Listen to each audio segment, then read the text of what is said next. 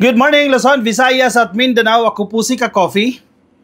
At si Inday Sara Duterte gumagawa ng sarili niyang ikakapahamak, Ka-Coffee. Sa kanyang press conference kagabi, madaling araw, Ka-Coffee, sabi niya ipapaligpit niya raw po itong si Pangulong Bongbong Marcos, si First Lady Liza Araneta Marcos at si House Speaker Martin Romualdez sa oras daw po na siya ay matsugi.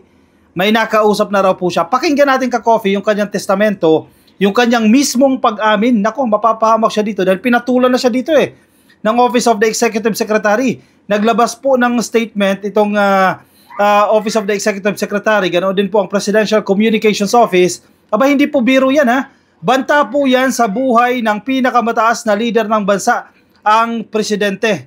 Pakinggan natin, Ka-Coffee, yung bahagi ng press conference ni Inday Sara Duterte kung saan inamin niya mismo yan. At sabi niya hindi siya nagbibiro ha, calling the attention of Bato de la Rosa na lagi nagsasabi na nagbibiro lang, nagjo-joke. Hindi daw siya nagbibiro. Huwag niyong idahilan na nagbibiro.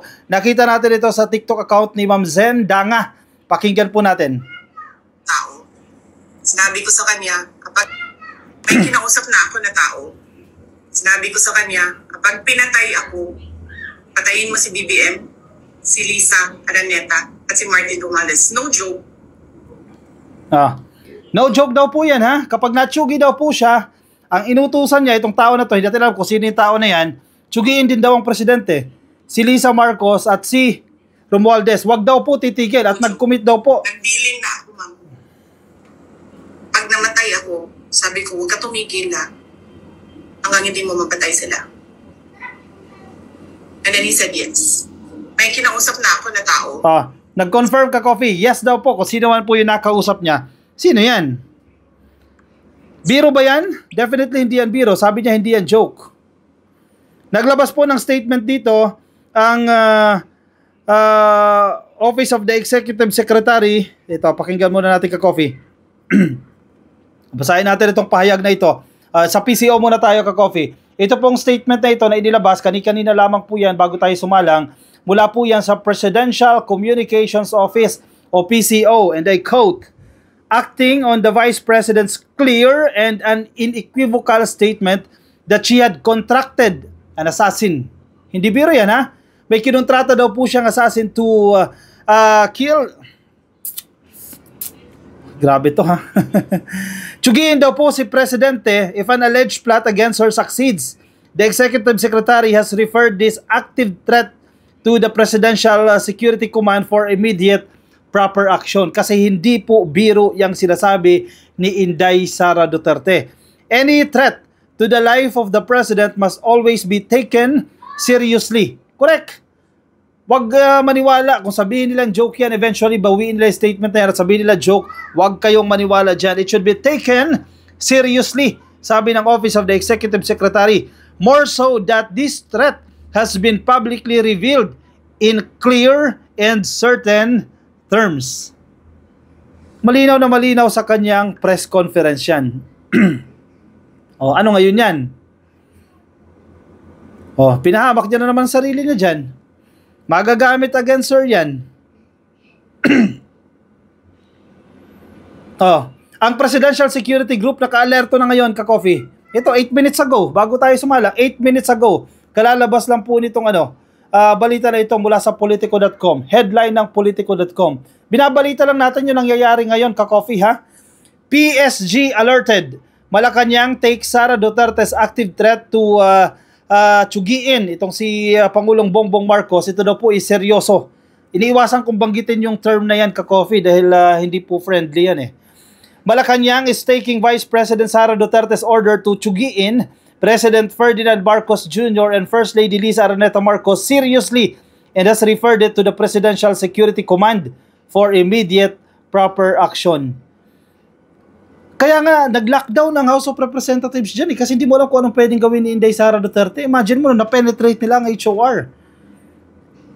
Kung anong gusto nilang gawin, pwede nilang gawin Kaya buti napalabas na yan dyan ang HOR Kasi imaginein mo pumasok sa kampo ng House of Representatives. Hindi lang naman siya mag-isang pumasok dyan Yung security niya at napakarami nila. Di ba? Hindi na makontrol, Ka-Coffee. Hindi na makontrol si Inday dyan. In a statement Saturday morning, the Presidential Communications Office called Duterte's statement an active threat that needed action. Yan, yung binasa natin kanina. In an online press briefing on Saturday morning, an incensed, ano ibig sabihin yan? An incensed Duterte cursed the... Anong ibig sabihin yan? Ngayon ko lang na-encounter yung term na yan, ha? Pasensya na, bubita. Incensed. Oh, very angry. May natutunan na naman tayo ngayon, ka-coffee. Lumalawak yung ating vocabulary ko. At least honest ako sa inyo pag hindi ko alam yung term. Google natin yan. At least natututunan natin yan. Oh, ang ibig sabihin pala niyan very angry. Incensed. Yan yung term, ha. Oh, natuto din kayo. Incensed. I-N-C-E-N-S-E. Past tense, may D. Incensed. Very angry. The very angry Duterte cursed the Marcoses and the Speaker Martin Romualdez, the President's cousin, for being liars and thieves for their alleged abuse of power and public funds. Galit na galit. Gustong manakit. Mga sinungaling. Yan lang sinasabi niya. Mga sinungaling daw po yan. At inaabuso ang kanilang kapangyarihan. Wait. Ano bang iniimbestigahan dyan? Bakit ba nangyayari ang mga yan? Confidential funds ni Inday Sara Duterte. Yung mga acknowledgement receipts na hindi may paliwanag. Mary Grace Piatos? O sige. Nasaan si Mary Grace Piatos? Yan yung issue. Huwag nyo ilisa issue. Parang pusit daw, sabi ni Castro. Nagbubuga ng mga ink para malihis yung issue. Oh, bakit yung isang tao, iisang pangalan, magkaiba yung pirma, magkaiba yung sulat. Oh, paliwanag nyo yan. Yan yung issue sa mga acknowledgement receipts ng confidential funds. In an online press briefing, Duterte said she gave clear instructions to an assassin to tsugiin the Marcoses and Romualdez if she is killed. May kondisyones, ka-coffee. Hindi natin alam kung anong implications yan, anong legal implications yan, dahil hindi naman tayo abogado at hindi naman tayo nagmamarunong dito, anong posibleng effect nito, anong posibleng mangyari, impact nito, ka-coffee, sa mga pinagsasabi ni Inday Sara Duterte sa kanya bilang isang presidente. Hindi lang yan, ka-coffee, binira niya rin si First Lady Liza Araneta Marcos sa napakahaba, 2 hours natin, over 2 hours po yung press conference na yan. Ito rin, pag-usapan natin, baka sabihin ninyo, masyado tayong bias sa Marcoses.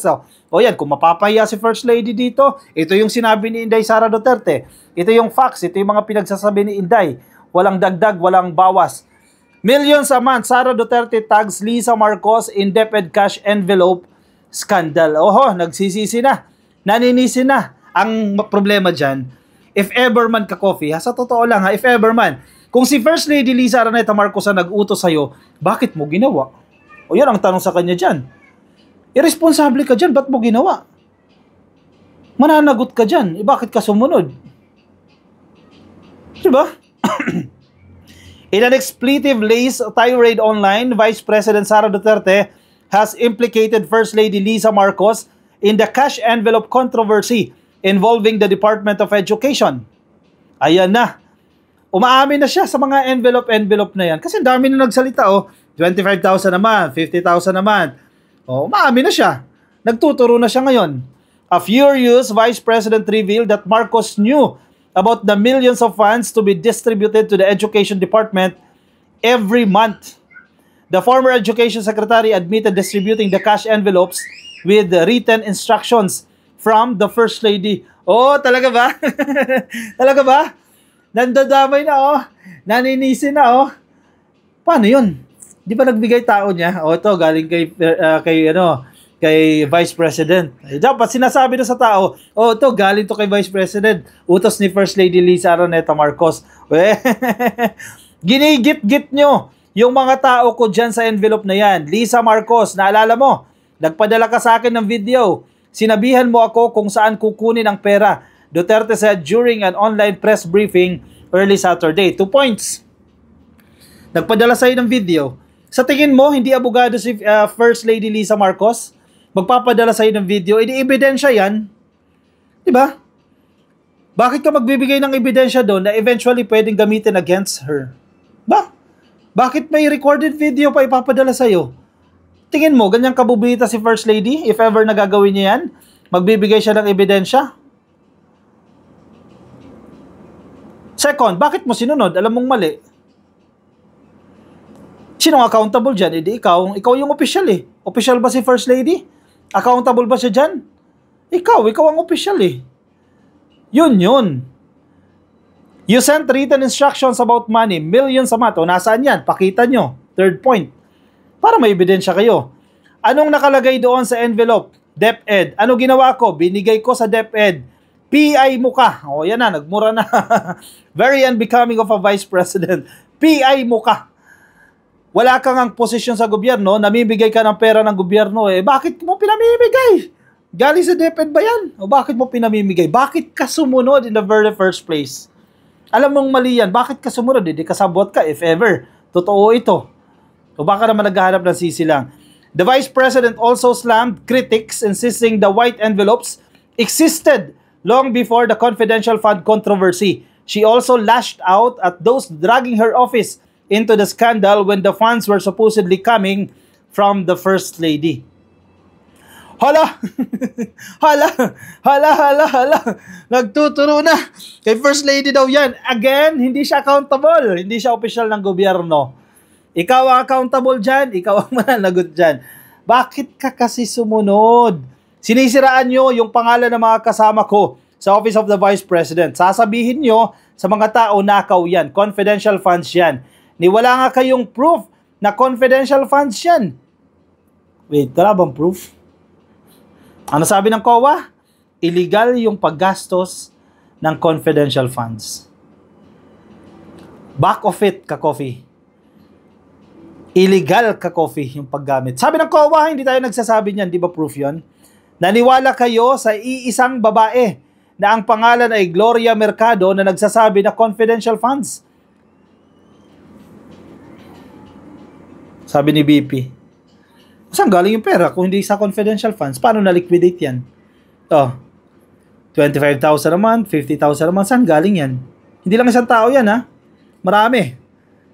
Na hindi nyo nga nilabas na wala pang confidential funds, meron ng white envelope. Kasi 2022 pa lang, TI mo. Ayan na.